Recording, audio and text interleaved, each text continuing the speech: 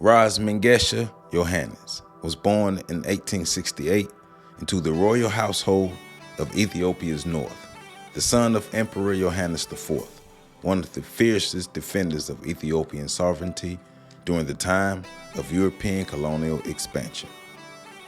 Though born illegitimately, Mengesha was formally recognized by his father and eventually adopted, granting him a place within the imperial hierarchy.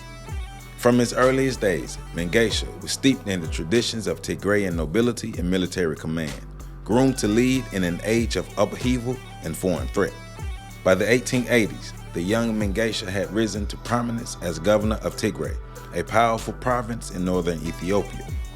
He was appointed to this post by his father, who relied upon him to secure the northern frontier against threats from the Mahdists of Sudan and the looming threats of European imperial powers. Mengesha's rule over Tigray, although marked by internal rivalries and the challenge of maintaining local loyalties, was also notable for his military rigor and administrative continuity. He cultivated his own base of support among the Tigrayan aristocracy and clergy while aligning closely with the imperial center. Mengesha's defining years, however, came during and after the death of Emperor Yohannes IV in 1889. At the Battle of Metemma, Yohannes was fatally wounded in a clash against the Mahdist forces. In his final moments, he declared that Mengesha Yohannes should succeed him as emperor, but Mengesha, still young and lacking the full support of the powerful nobles, was unable to assert a claim to the imperial throne. Instead, Menelik II of Shewa, a southern noble with growing support and European connections, ascended to the throne, unifying the empire under a new regime. Mengesha pledged allegiance to Menelik II, but remained a regional power unto himself. His relationship with Menelik was cautious, sometimes tense, yet Mengesha's loyalty was ultimately secured through diplomacy and necessity. Facing Italian encroachments in Eritrea, Menelik needed strong military leaders in the north, and Mengesha was among the best. He was instrumental in the defense of Ethiopia during the First Italo-Ethiopian War, particularly in the lead up to the Battle of Adwa. Though not present on the battlefield of Adwa itself, Mengesha Yohannes played a critical role in harassing and delaying Italian forces in the northern regions. His efforts disrupted supply lines and pinned down enemy units, preventing a more concentrated Italian advance.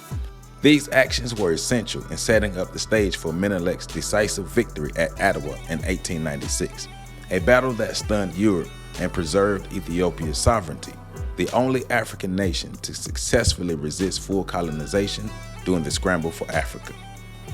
After Adwa, Mengesha was confirmed by Menelik as the hereditary prince of Tigray, consolidating his authority over the region. His rule in Tigray continued into the early 20th century, marked by his navigation of both imperial politics and the local power dynamics. He was known for his stern leadership, strategic insight, and adherence to traditional Ethiopian Orthodox values. Mengesha Yohannes passed away in 1906, having lived through a transformative era in Ethiopian history. He witnessed the twilight of the old imperial order under his father, the rise of modern Ethiopia under Menelik II, and the defense of Ethiopian independence against one of Europe's colonial powers. Though he never ascended to the imperial throne, Mengesha remains a significant figure in Ethiopian history, a symbol of Tigrayan pride, a loyal defender of the empire, and a nobleman whose life reflected the complex and resilient spirit of Ethiopia. To Mengesha Yohannes, we proudly stand on your shoulders. For more information, please visit my website at www.ontheshoulders1.com. There, you can support my OTSOG book series. You can also support me on Patreon at patreon.com/OTSOG. You can also hit the super like button under this video. I love you all, and make sure you catch the next video coming up.